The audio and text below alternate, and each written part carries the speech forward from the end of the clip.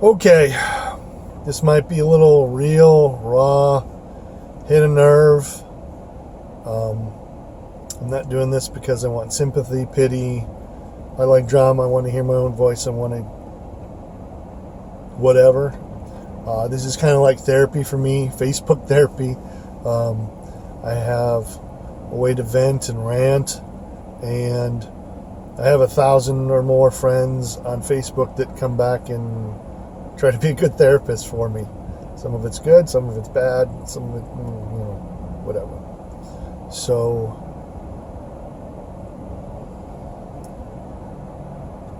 today is, I told you this is going to be raw. Today is 2 months since Katie passed away. It doesn't sink in. I drive around. I have this picture, and can't see it really well, but it's like she's there, she's alive, she's vibrant. I expect I can get a phone call out of her still, or go see her.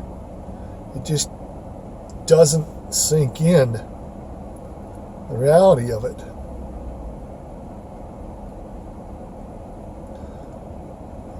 People ask and say, I can't imagine what it's like. So I'm gonna, from my perspective, everybody's different. There's a piece missing. It hurts. I can't sleep right. Can't think right half the time. I can't get through the day without falling apart crying. I don't know how many times a day. You don't know what is going to trigger it. It could be a song on the radio, something in the store that you know that she liked or hated. Talking to somebody, a billboard, the graduation things that I see, they trigger that. You're not going to see her graduate.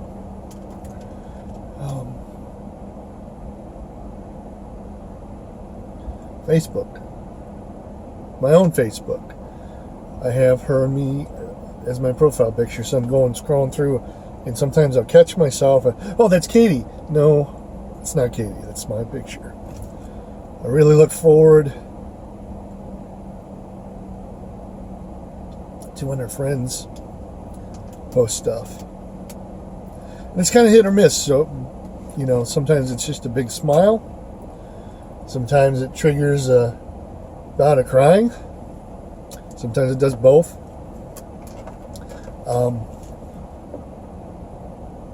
Driving around, I see girls that look similar to Katie. You know what? For a second, is that her? And I'm in Chicago today, and I see this girl. It looks like a girl that she graduated with. Katie's friends from school will know this. Pearl. Pearl came to the funeral. She was a hot mess. She was just bawling her eyes out, and she could only tell me how sweet Katie was. Well, Katie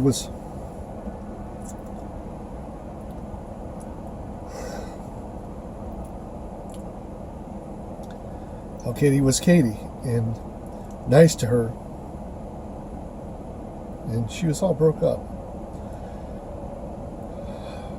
So I saw this girl that looked just like Pearl in Chicago today as I was working. And immediately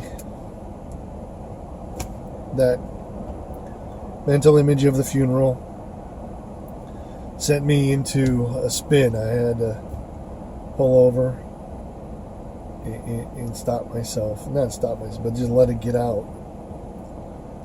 I've been lucky so far. I haven't come apart with the passenger. As I'm driving for Uber, I've come close. I've just had to grip the steering wheel really tight or bang on the dash or something so I don't slip up and go into that. I wouldn't want a passenger to think, oh my gosh, what is going on with the driver? He's going to come unglued. There's been more than a few times where I'm going along and something kicks it in, and I'm a ballin' mess, and I literally have to pull over because I shouldn't be driving. You know, at best I can figure from reading stuff, from talking to people who unfortunately have gone through it as well. If I'm lucky, maybe a little less, maybe a little longer, about a year. They tell me it'll be better. It's not going to go away, I know that. It's just more tolerable, I guess. So, nothing makes sense. Trying to justify it, figure out why. Belief in God, how this fits in God's plan to make something sense. The only thing that's come close was an interesting conversation I had with somebody about reincarnation and growth of the soul, the spirit moving on to the next level. How she needed to do that. How I have to have this for my next level of reincarnation. It's like I'm in the middle of a midlife crisis. I'm reevaluating everything, what I want to do, what's important. I've kind of put a limit to myself, kind of like when people lose a spouse, experts tell them don't do anything major for a whole year. Take your time and don't make any rash decisions. So that's kind of what I'm trying to do. Get my head straight, get my finances straight, get other things in my life straighten out over a year before I go and jump into anything. Like I said, talking to people is therapeutic. I feel bad for my passengers. They see the picture, they ask a question, oh, is that your daughter? Or they ask, oh, do you have kids? And then I get to an awkward point where, well, yeah, she passed away. Or, well, I had 3 kids, now I have 2.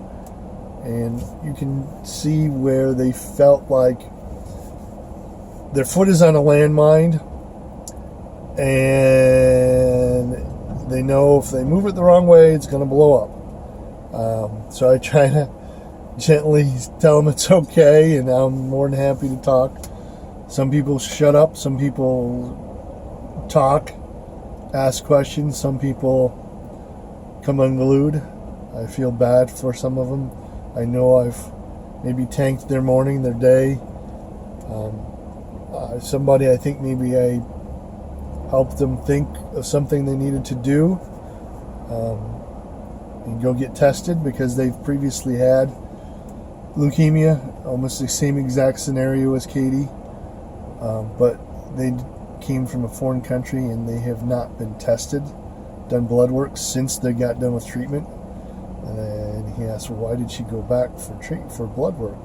And I said, well, that's just part of your normal quarterly thing after you have this to get tested.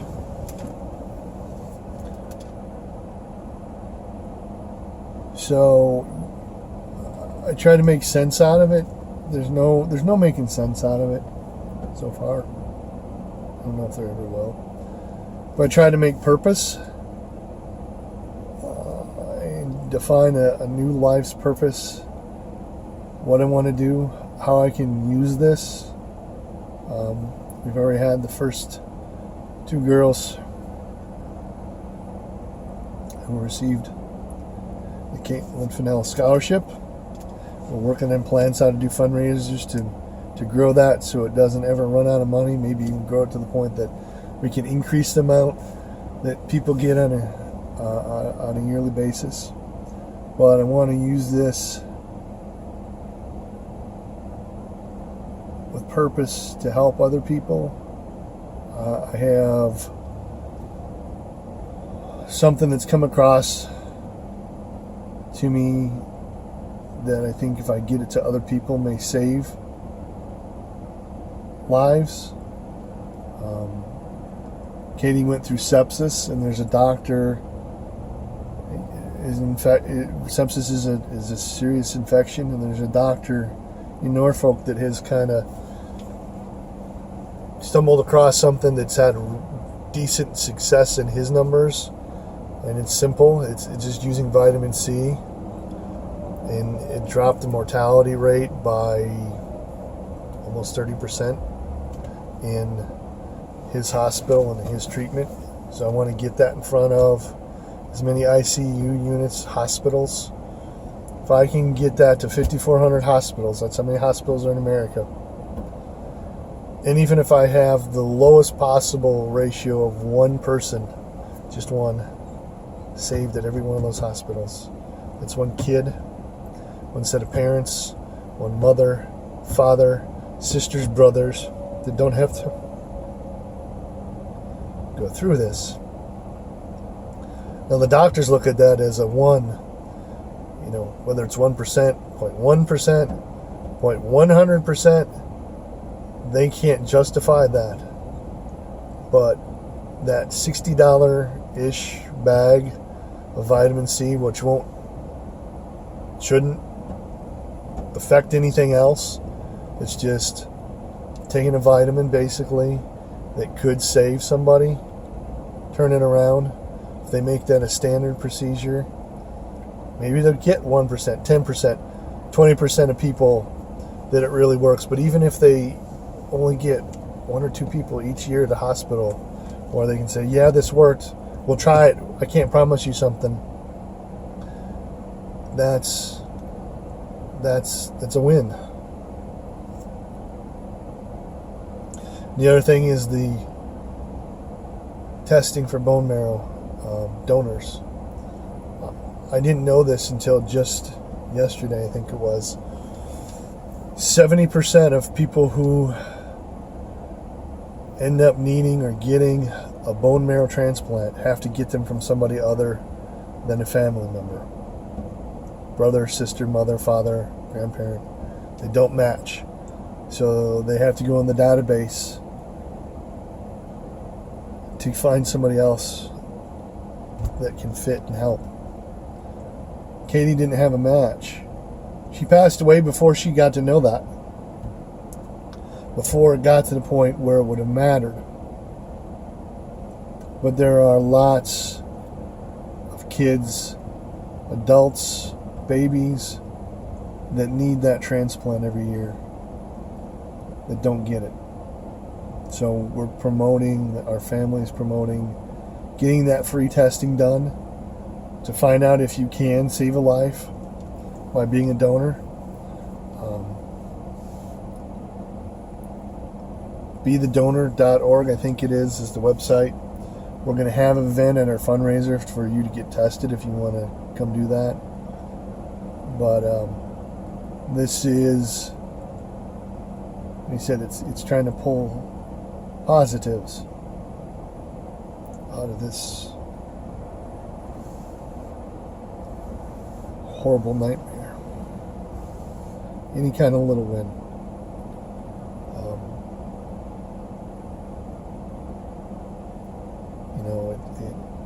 It's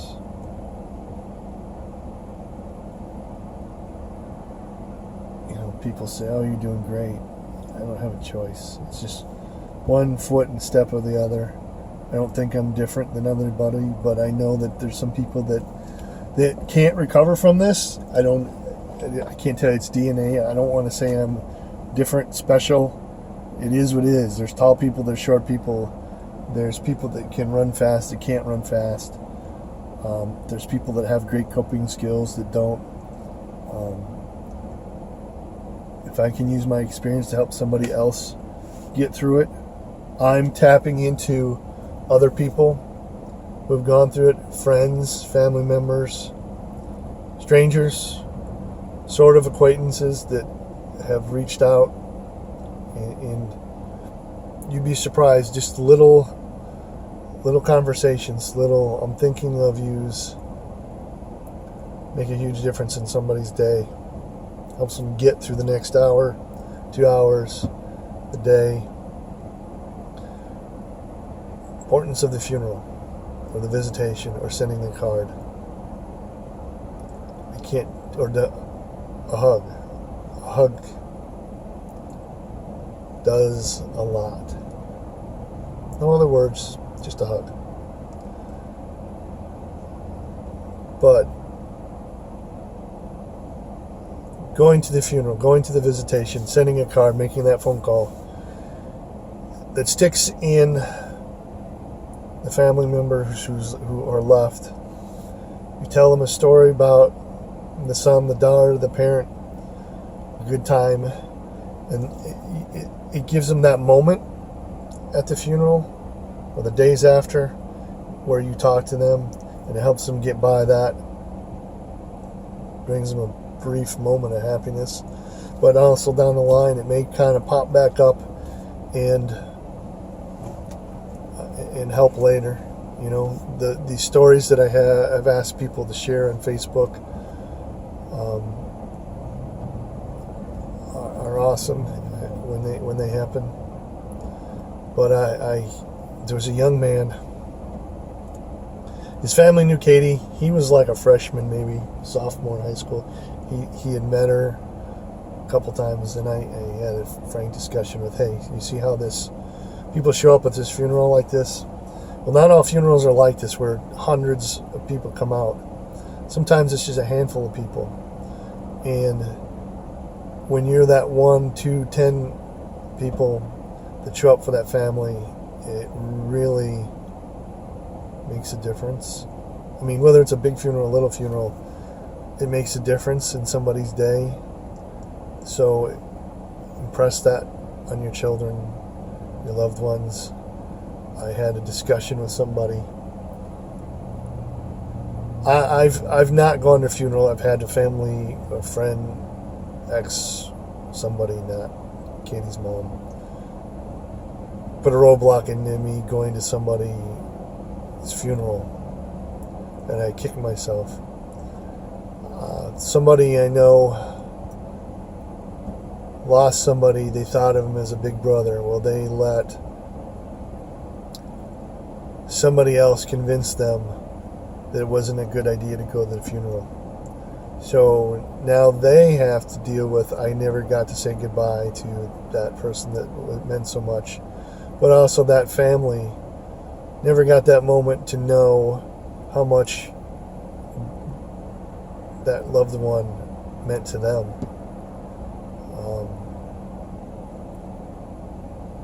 I'll be honest, there's a few people that I'm angry with, that I haven't heard from. I get that people deal with funerals differently.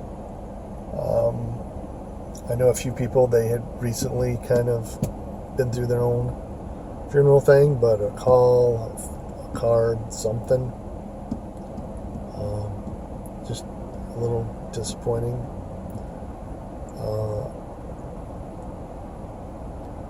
But all of you have reached out from the bottom of my heart to our family. Thank you. It's meant so much. Those of you who donated, it's meant so much. Those of you who have shared something with me about my daughter, with putting it on Facebook, sharing it with Kim, my kids. Maybe you talked to Katie's grandparents. We appreciate it deeply. I rambled on for like 20 minutes. I said it was raw. There's a nerve. It's a really fresh, open wound.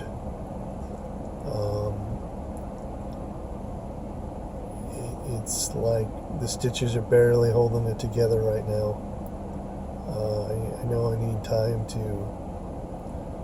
let it heal as best as it will.